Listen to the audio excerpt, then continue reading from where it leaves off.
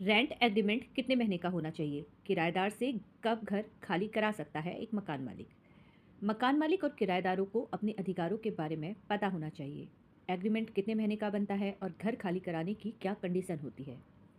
किराए पर घर लेने के लिए रेंट एग्रीमेंट बनवाना जरूरी होता है।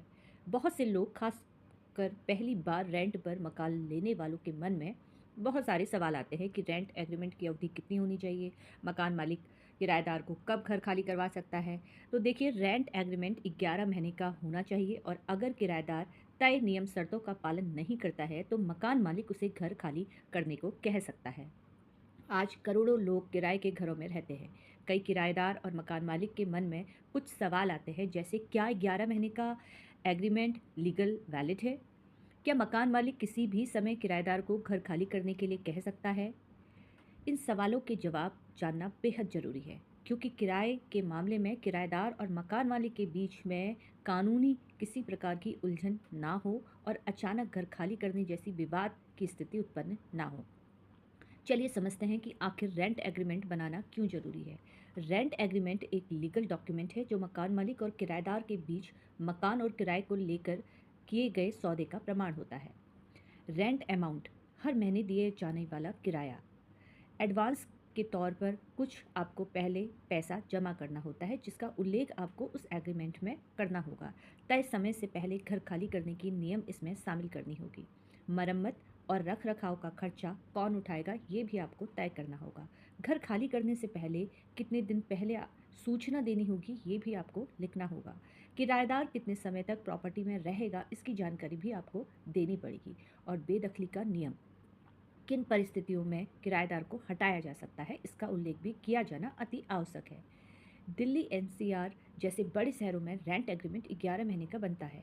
ये तरीका इसलिए ज़्यादा इस्तेमाल किया जाता है क्योंकि 12 महीने से कम पीरियड वाले रेंट एग्रीमेंट में आमतौर पर रजिस्ट्रेशन करवाना जरूरी नहीं होता है। हालांकि अलग अलग राज्यों के नियम के अनुसार स्टैम्प ड्यूटी देना फिर भी जरूरी हो सकता है। रेंट एग्रीमेंट सबसे ज़्यादा उपयोग होता है 11 महीने का होता है और फैमिली हाउसिंग या स्थिर किराएदार के लिए ये 1 से 3 साल तक किया जा सकता है।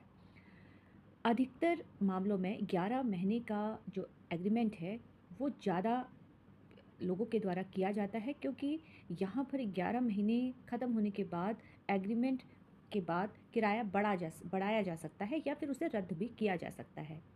11 महीने का रेंट एग्रीमेंट तब कानूनी माना जाता है जब नियम शर्त को साझा करके दोनों पार्टी इस पर साइन करती है। स्टैम्प ड्यूटी की ज़रूरतों का पालन किया जाता है। घर किराएदार पर देने से पहले सही डॉक्यूमेंट, किराएदार की पहचान, जांच, पुलिस वेरिफिकेशन जरूर कराना चाहिए। बहुत सारी ऐसी सोसाइटी है जहाँ पर लोगों के इंटरव्यू होते हैं और उसके बाद उस सोसाइटी में उनकी एंट्री की जाती है। रेंट एग्रीमेंट के ड्यूरिंग आपको अच्छे से उस व्यक्ति की जांच पड़ताल भी करनी चाहिए। आशा करती हूँ कि आपको इन सारी चीज़ों को आपने भली भांति समझ लिया होगा। इसलिए मकान मालिक को सारी चीज़ें साफ साफ लिखनी होगी, जैसे मंथली उस घर का रेंट कितनी है, आपने कितनी सिक्योरिटी डिपॉजिट करनी है, मेंटेनेंस चार्ज, पेमेंट की तारीख, एग्रीमेंट की अवधि, ये सारी चीज़ आपको अच्छे से लिखनी है, नोटिस पीरियड। और तब जाकर आपके और आपके किराएदार के बीच में किसी भी प्रकार की कोई भी दिक्कत नहीं आएगी। देखिए, मकान मालिक कानूनी तौर पर किराएदार से घर खाली करा सकता है। किराया ना चुकाना, अगर किराएदार लगातार समय पर किराया नहीं दे रहा है या जो आपने एग्रीमेंट पर शर्त लिखी हुई है वहाँ पर उसका उसने पालन नहीं किया है, तोड़ फोड़ कर रहा है आपकी प्रॉपर्टी में, या रेंट एग्रीमेंट ख़त्म होने के बाद, एग्रीमेंट समाप्त होने के बाद वो उसे रिन्यू नहीं कर रहा है, प्रॉपर्टी को नुकसान पहुंचा रहा है, मकान मालिक की या कोई पर्सनल ज़रूरत है, तो आप बिल्कुल अपनी प्रॉपर्टी वापस ले सकते हैं। आमतौर पर मकान मालिक किराएदार को बिना उचित नोटिस के घर खाली नहीं करा सकता है, इस बात का भी आपको ध्यान रखना है।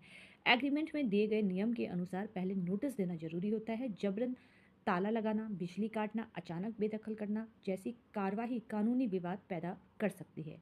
इसी तरीके से आप लोग जुड़ते रहिए। धन्यवाद।